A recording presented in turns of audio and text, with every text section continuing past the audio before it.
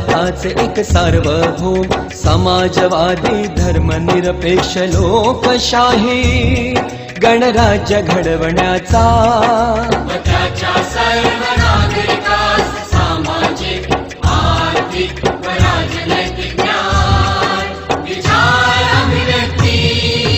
विश्वास श्रद्धा व उपासना यांचे स्वातंत्र्य दर्जाची व संधीची समानता निश्चितपणे प्राप्त करून देण्याचा आणि त्या सर्वांमध्ये व्यक्तीची प्रतिष्ठा व राष्ट्राची एकता आणि एकात्मता